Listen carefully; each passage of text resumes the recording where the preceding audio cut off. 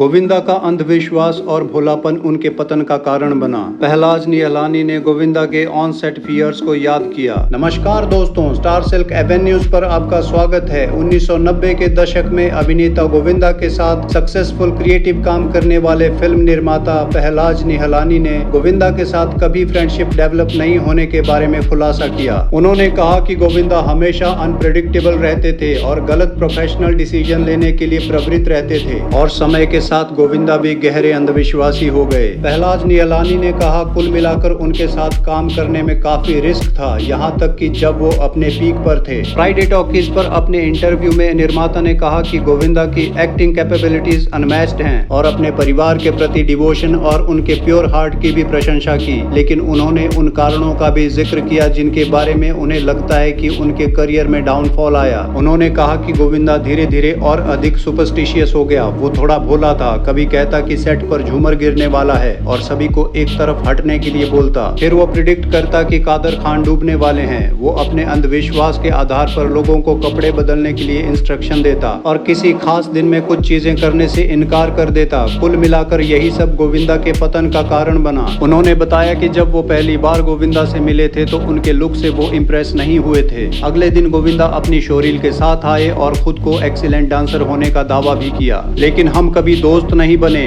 हाँ, हमारे बीच में एक कनेक्शन था, लेकिन उनके साथ काम करने में हमेशा अनिश्चितता रहती थी। वो बिना सोचे समझे दर्जनों बी ग्रेड या सी ग्रेड फिल्में साइन कर लेते थे। एक ही समय में 5 या 6 फिल्मों पर काम करते थे और किसी को पता नहीं चलता था कि वो कहाँ हैं। वो हमेशा लेट आता था और झूठ बोलता था कि वो ये सब पैसे के लिए कर रहा है। मैंने उससे कहा कि तुम्हारी सोच का ये तरीका खतरनाक होगा। इस बात पर कि वो कभी दोस्त नहीं रहे, पहलाज ने कहा कि गोविंदा हमेशा उनके पास तब आते थे जब वो अपने करियर के मुश्किल दौर से गुजर रहे होते थे, ना कि तब जब वो पीक पर होते थे। निर्माता ने कहा, ये इंडस्ट्री विश्वास पर चलती है। एक अभिनेता और निर्माता के बीच रिश्ता तभी टिकता है जब ट्रस्ट हो। शाहरुख खान की फिल्म ओम शांति ओम के गाने के शूट पर भी गोविंदा एक दिन बाद आए थे। पहलाज ने बताया कि गोविंदा ने कभी किसी के साथ रिलेशन मेंटेन नहीं रखा। इंसिडेंटली दोनों ने 2019 में फिल्म रंगीला राजा पर फिर से एक साथ काम किया। गोविंदा कई बार कहते थे कि बॉलीवुड में उनके खिलाफ साजिश चल रही है। यहाँ तक कि एक्शन डायरेक्टर टीनू वर्मा ने बॉलीवुड ठिकाना के साथ अपने इंटरव्यू में कहा कि गोविंदा कभी टाइम से काम पर नहीं आता।